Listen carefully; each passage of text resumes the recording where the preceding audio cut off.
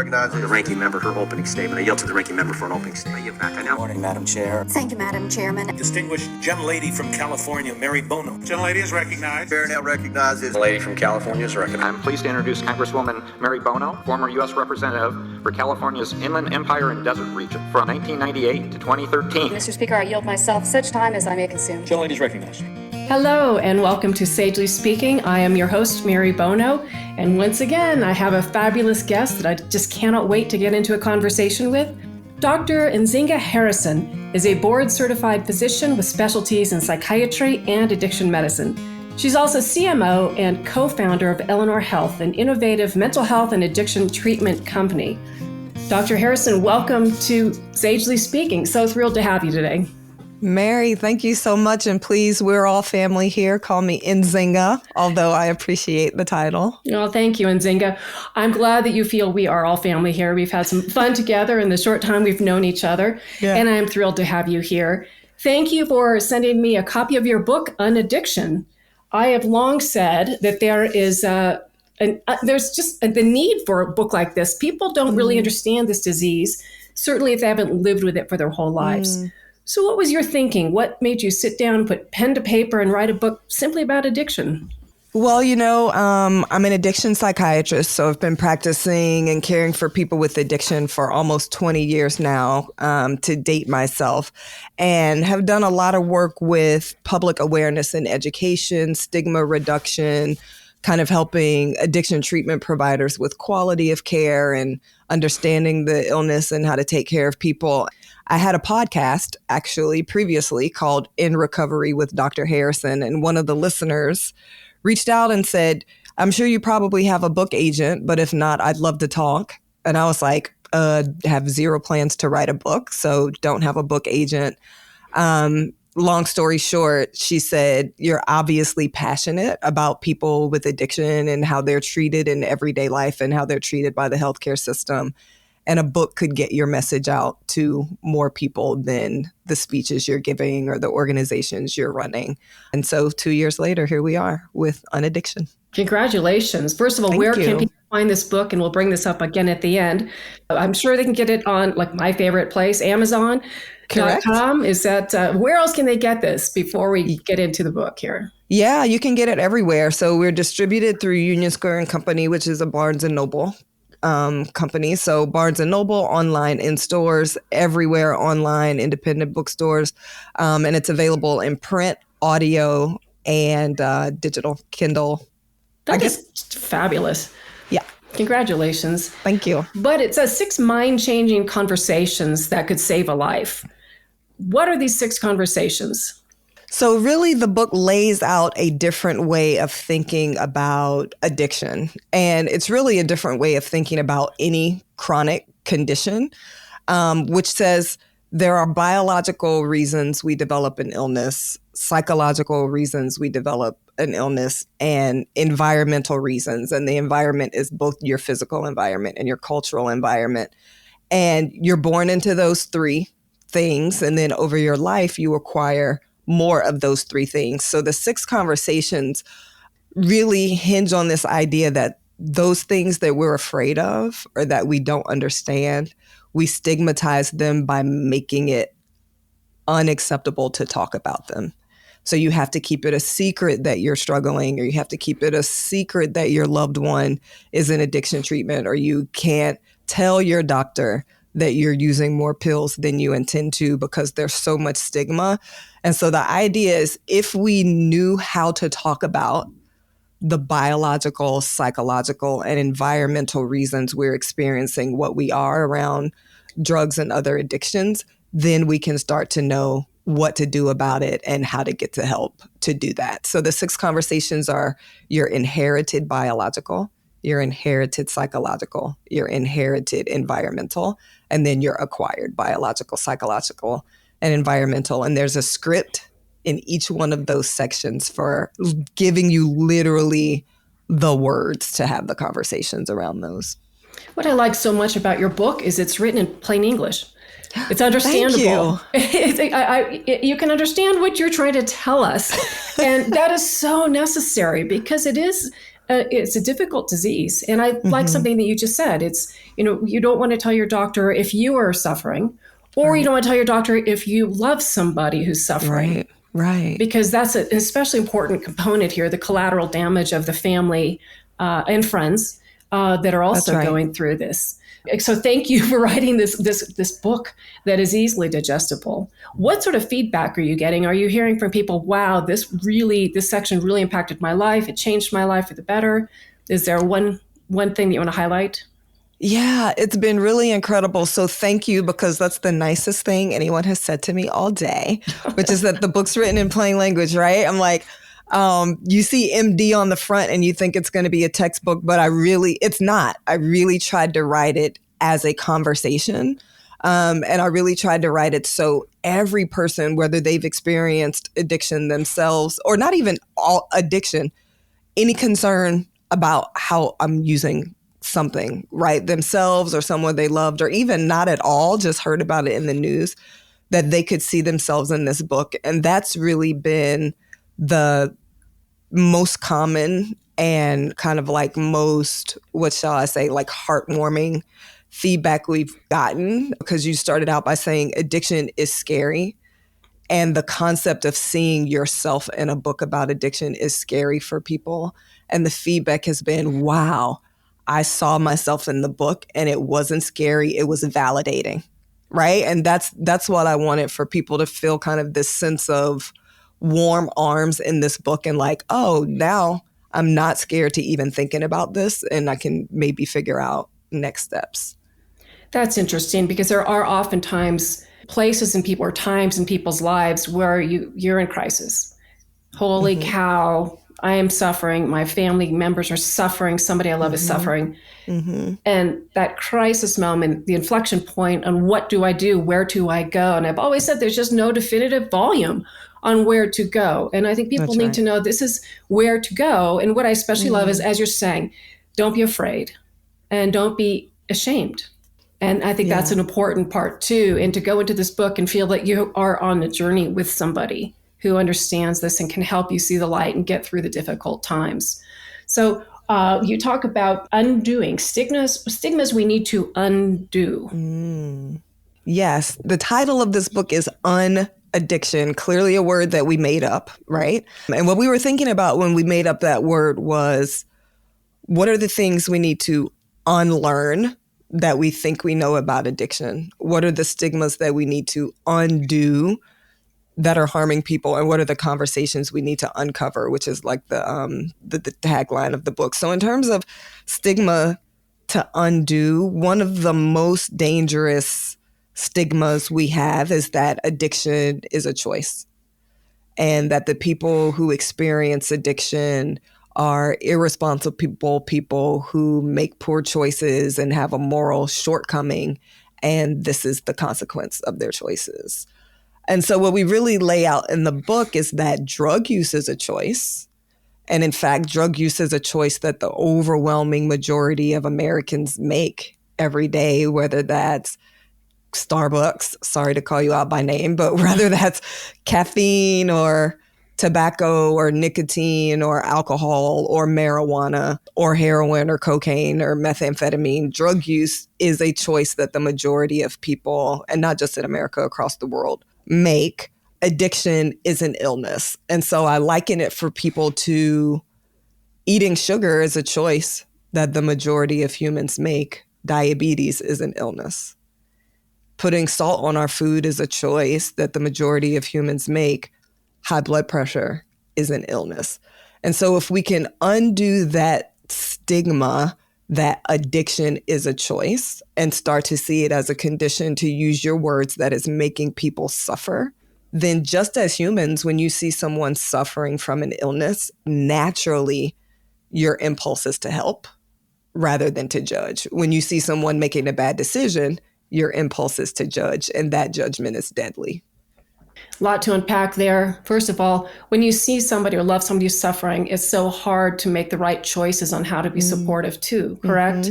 There are decisions we make as a loved one which can exacerbate, or we can get into certain paradigms and patterns that make it worse. And that's, I think, an important thing to talk about too, because people don't understand that it does take guidance on how to navigate these very troubled waters at times.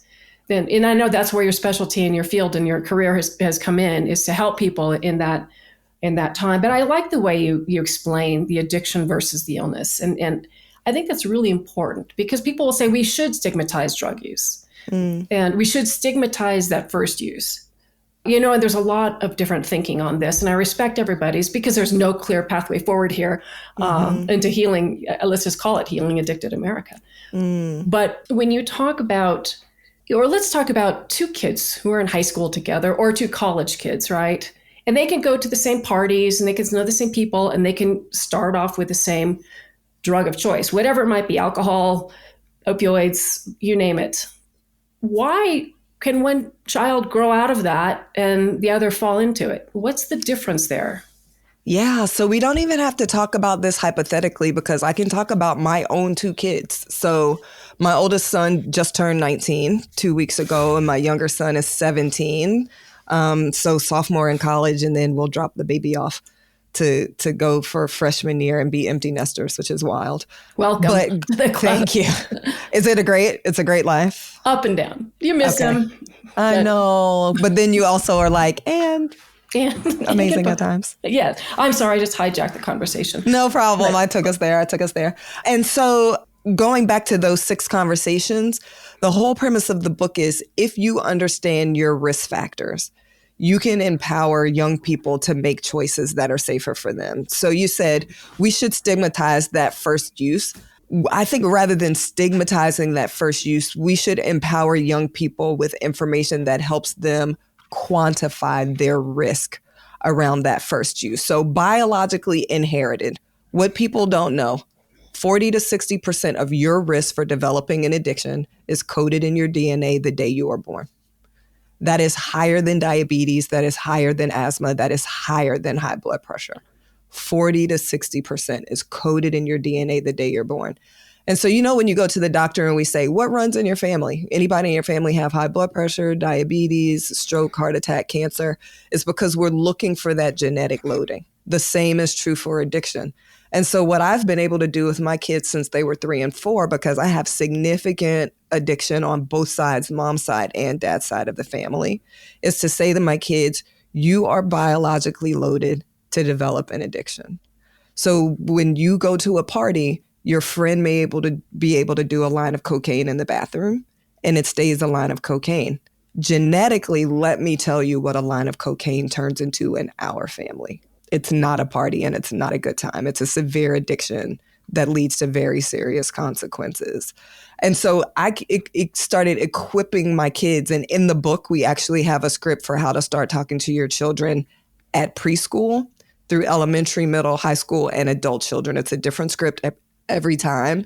And it's the script that I've used with my kids. And the script, I went to high school every single year, 2 different high schools, every single kid, and did, talk to the high schoolers there, empowering them with the information for why they would say no for themselves, and 2, how to communicate that to their friends, and 3, how to recognize if you've made the choice to use, that your use is turning into something that's not in your control, how to recognize that from the earliest point and ask for help.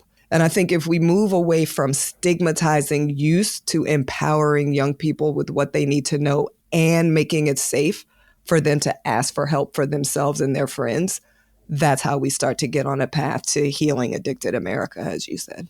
So this sort of information, and we all fill out those questionnaires when we go to the doctor, and they're pretty in-depth at times, but the one about does addiction run in your family, and I don't recall ever seeing what substance.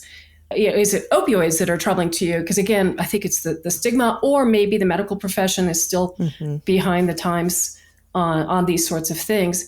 But if a physician is treating, let's say, a college kid, I don't know, I'm focused on that area right now, but I am, a college kid, and they know, well, there is a predisposition towards opioid addiction. Does a physician then potentially withhold pain medicine from, does it become a challenge for both? And the physician, okay, I cannot give this kid opioids, but however, he just came in with a compound fracture, How does a physician deal with this information and safely treat a patient when they're in acute pain? Yeah. You said, I feel like the questions aren't as in-depth about addiction and maybe the medical system is behind. Yes and yes, both. And so we talk about this in the book, actually. It's an acquired biological, which is like when you get an injury and you need pain meds, or when a doctor writes a prescription for you for other addictive medications like Xanax, Valium, Adderall, Ritalin, right? There are reasons when we have to use these medications. So when I get your family history, and it should be in depth, it should be what substance. Because if alcohol use disorder runs in your family, you are more likely to develop any addiction, but most more likely to develop an addiction to alcohol. It is genetic. And so if I do your risk assessment for opioid use disorder, because I know I need to prescribe you an opioid for pain medication, I don't have to not prescribe it, but I need to make that part of your consent. Based on your biological, psychological, and environmental risk factors, inherited and acquired, you have a higher risk for this medication being dangerous to you. And so this is what our safety plan is. Rather than give you a prescription for 30 days, I'm going to give you a prescription for 7 days, and we're going to check back in. If you think it's going to be hard for you not to take all 7 days, who's a support person who can keep this medication for you? And so I'll take this out of theoretical again into my own family. Both of my kids got their wisdom teeth pulled over the holiday, and heroin addiction is on my maternal side. Like, that's part of their genetic loading. I was like, kids, you'll probably need some opioids after you get all 4 of these very impacted, very expensive to remove wisdom teeth out of your mouth. I'm going to keep this opioid bottle. And as far as I know, and we have very open conversation about drugs in my family, neither of my kids has struggled with substance use, as far as I know at this point. Practice an ounce of prevention. I'm going to keep this bottle. We're not going to use it unless your pain is over 6. We're only going to use it. I'm going to dispense it to you. Like, you're not going to have it in your room. And so you just put safety parameters. I always talk about diabetes because it has less stigma. If I give a person insulin, the consent is that this could drop your blood sugar so low that you have a seizure. Here's how you know when your blood sugar is low. And if that happens, here's what you do. You drink orange juice. And so asking the questions just allows you to empower that person with information to keep themselves safe. I'd like to take this time to thank my incredible sponsors. Lucy Pet Foods is the leader in gut health. Their formulas for life feature prebiotic balanced fiber that nourishes your dog and cat's total health. Every purchase helps support the Lucy Pet Foundation, a 501c3 charity helping animals. Get free shipping from LucyPetFoods.com. Mothers Against Prescription Drug Abuse, driving solutions to prevent drug abuse and overdose deaths by focusing on prevention through education and awareness. All of our sponsors can be found on our website at sagelyspeaking.com. This week's code word is Lucy. And now back to our interview. We talk a lot in this advocacy field and about adverse childhood experiences. Yes. Trauma that we experience. But again, it can go to whether it's 2 siblings in a family or classmates or whoever. I've known a lot of very, very successful people, I'm sure you do too, who had horrible childhoods, very difficult times, adverse childhood experiences, yet they go on to be very successful and not use. So, adverse childhood experiences are also known as ACEs, ACE. Can we talk a little bit about that? Because why does one kid turn out to use that as a learning, challenging, strengthening experience, and another turn to something to soothe themselves and to get them through those tough times? What's the difference there? It can't all be DNA, or maybe it is. It's definitely not. So remember, DNA is 40 to 60%. And the other 60% is psychological and environmental, both being cultural and physical environment. And so first, I'll start by answering the why doesn't it happen to everybody question with the same thing. Let's talk about cancer. So you have a high genetic loading for cancer in your family, but everybody doesn't get it. Why everybody doesn't get it, we don't know, right? Because it is complex interplay of biological and psychological environmental reasons why cancer will develop or not. The same is true for an addiction. To the second question, people have had high ACEs and really high, really difficult childhoods. Those ACEs actually predict all of our chronic conditions.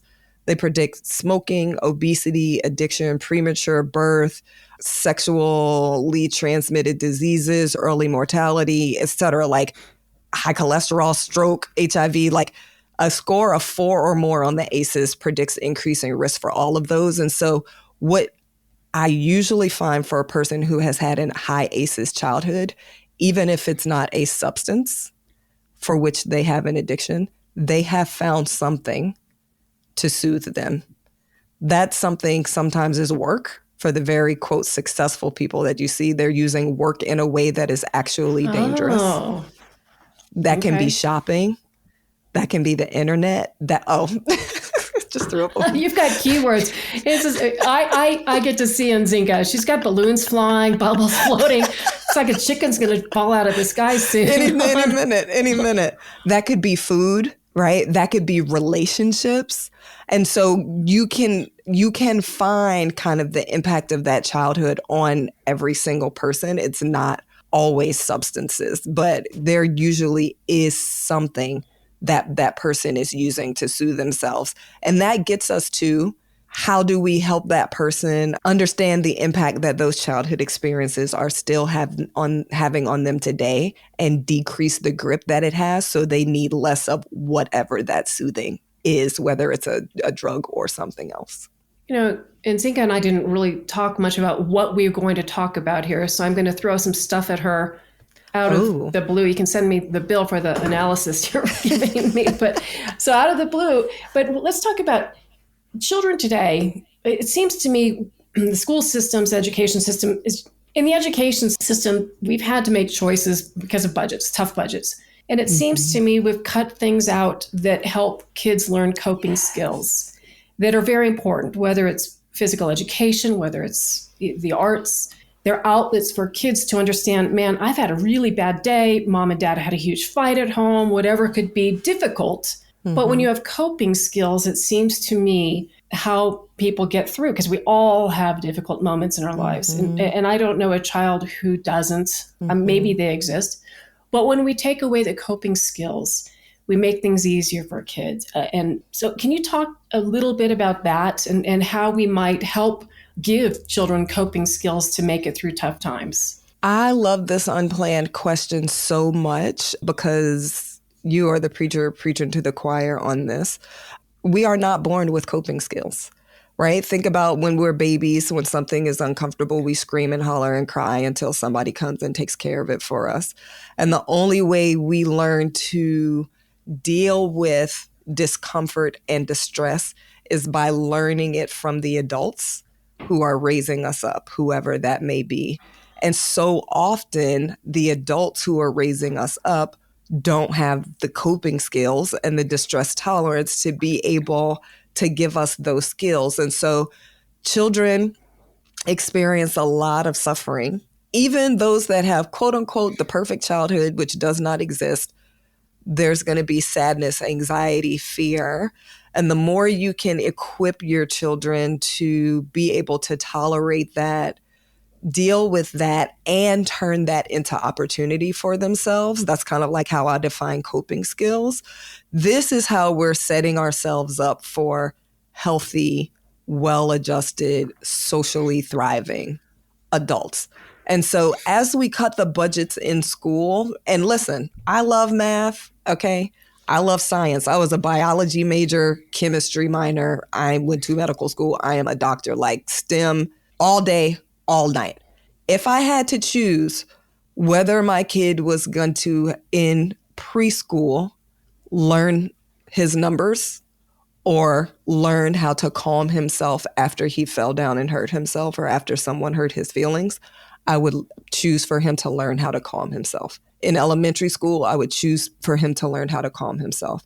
In high school, I would choose how mindfulness and stress tolerance over algebra, right? Every single time, because you can always teach algebra, But the later in life we go without those coping skills, the harder it is to put those coping skills in place because distress builds on distress. And so we have irrefutable, unequivocal, cannot argue with it, data that shows when you teach kids mindfulness in elementary school, they have less depression, they have less anxiety, they have fewer suicide attempts, they have less initiation of risky drug use as adolescents. And so why would we not invest in that? We're kindred spirits here. I've said this for a long time. Yep. I used to just talk about high schools ought to have some sort of a wellness program, a mindfulness program, a tranquility program, whatever, because we've taken that away. But how important is just the family dinner? I'm reading a lot more, anecdotal stories, but how important, and we've gotten away from this. Like we have our food delivered, we have our Starbucks delivered, That's we don't right. sit at the table together. We've changed the family dynamic where we don't have that family time. Do you think that that's a critical moment? I don't know if you and your husband sit down with your two kids and have that family dinner, but is it important we try to get back to that? And I'm asking a leading question.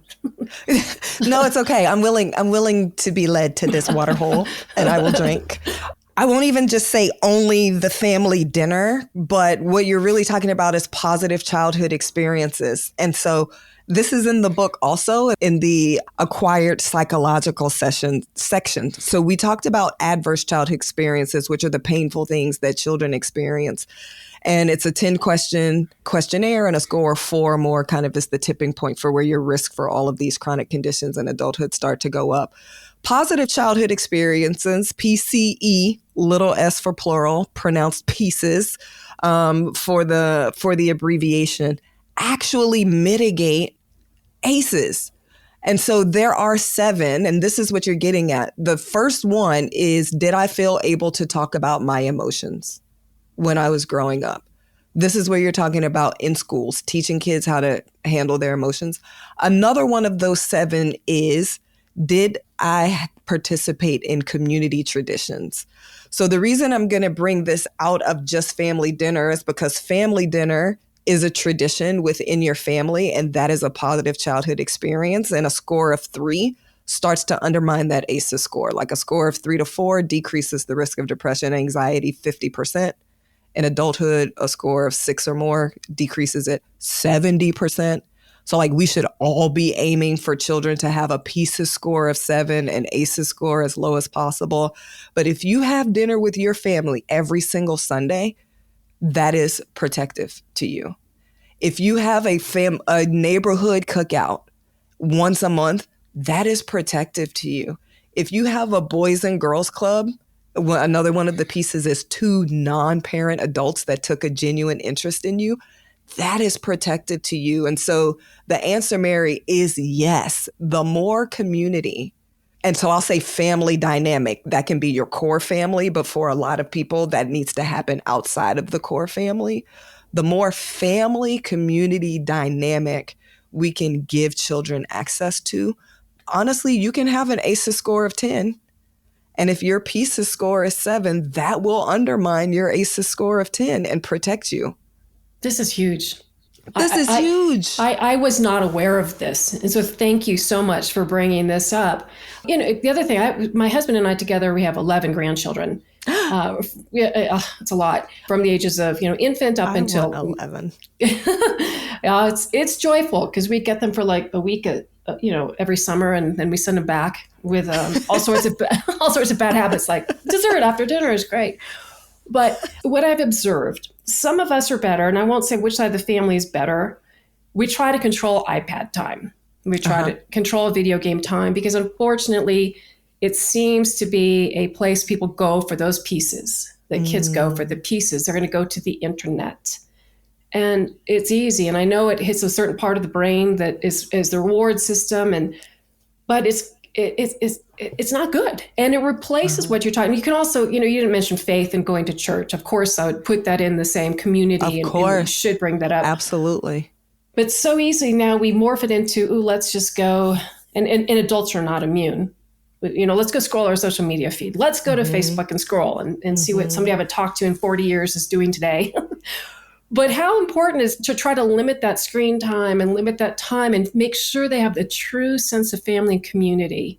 Again, I'm leading. And by the way, I'm loving this interview with you. I'm loving talking to you. I think you are just a powerhouse. And I can't say enough about this book and that people should buy it and read it. Thank you. Thank you. I'm loving this conversation too. You're like leading me to all the watering holes that I want to drink out of and that I want other folks to drink out of. It's about balance, right? And so there are brain developmental reasons why we want to limit screen time for children. You're absolutely right. Our technology, whether we're younger, emerging adults, kids, emerging adults, adolescents, fully grown adults, it hits the same motivation pathway in the brain that drugs do. And these games actually employ behavioral psychologists to make it addictive, to make sure that you will keep coming back because that's how they drive the bottom line. That said, it's about balance. So when our kids were little, I had kind of like a very rigid thinking about this. And I was like, no video games for these toddlers, period. And my husband is a big video game guy. Actually, that's not entirely accurate compared to what big video game things are now. Like, so we grew up in the 90s. By that standard, he's a big video game guy. It's a different standard today. And I was like, these kids are not going to play video games. And then one day I came home and he and our oldest at that time, who was like 3, were playing a video game together. And it was beautiful. And I was like, okay, this is how you can use video games in a way that is bonding and is healthy and is nurturing. My younger son during COVID met a gamer set of friends, completely virtual. They had never met each other. One of the kids' dads died from COVID during the pandemic. It was awful. They supported each other through that. They had never met. After COVID, parents got together. We flew from Georgia to Denver to get these kids together, to Ohio to get these kids together. And so there is a way that you can use these in a way that's promoting social behavior. There also is a way that these can be dangerous. And so I think it has to be both and. It has to be like, you can play video games, but that cannot replace in-person social time. You can have digital community. That cannot replace in-person community. They have to be side by side, kind of in good proportions. Where does a child go who doesn't have any opportunity for pieces? You mentioned the Boys and Girls Club, and I'm sure there are plenty of outlets, but I think it's so important. I don't know if it's their teachers or who it might be, but where do they go? What do you suggest? You see a kid who's struggling and you know that he's not getting this positive experience in his environment. How do you help? Yeah, I'm going to bring that back to 2 things. So one, I'm going to bring it back to the schools. I wish part of educator certification was learning positive childhood experiences, those 7 things that have data that show we can change a child's trajectory. That is not currently the case. I wish our educational system and curriculums were built around that. That is not currently the case. Unfortunately, for a lot of our kids, school is part of their ACEs instead of part of their pieces. So one, but there typically is that teacher that every child knows at school, or that principal that every child knows at school. Like, we want them to be able to go there. We want them to be able to go to the school counselor. What I say in the book is, first of all, pieces actually work as adults also. So even if you didn't have those pieces when you were growing up, you can put those pieces in place as an adult, and you can position yourself to be part of the pieces for another child. So do you have a child that you are a non-parent adult that is taking a genuine interest in them? Do you know a child that you could invite to participate in your family and community traditions? Do you have your own children? Are you creating an environment where they feel comfortable talking about their emotions? Are you being vigilant about putting them in spaces where they have a sense of belonging? And so really taking on ourselves the responsibility for not just our own core kids, but the kids that are in our lives whose adults may not be equipped to help them build their pieces. This is a powerful conversation, and we don't have too much more time. Is there a second book in the works? No, however, I say no. Jennifer Keene is my book agent who says yes, because I also said no to this book, you'll remember. And she says the second book that's in the work is a children's book. And I love that idea. Well, it's just this whole idea. And my brain is thinking about volunteering opportunities. I mean, you've really set my gears into motion here, and how I might do a better job of, whether it's grandchildren or children in the community.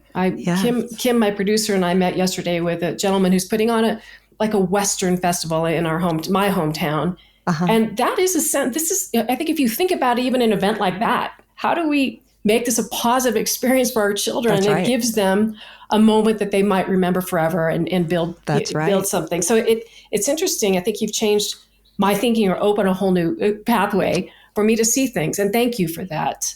But again, I just want to recommend this book if you suffer, if you love somebody who suffers, or if you're curious.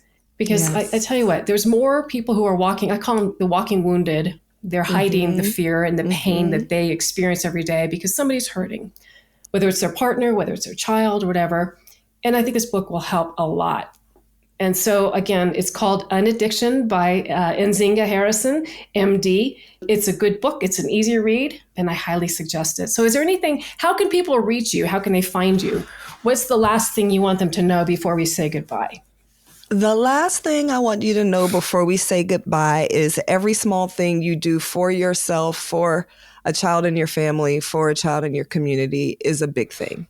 The butterfly effect. Every little bitty thing matters. And so I believe if we can talk the talk, we have to talk before we can walk. And so I would just ask you to have the conversation. You can find me on social. So I'm on Instagram, the platform formerly known as Twitter, now known as X, Threads, LinkedIn, Facebook. It's at Nzinga MD. I would love to be connected to you, but I just hope even if you think addiction has nothing to do with you, you have a role in helping us get off of this path that we're currently on.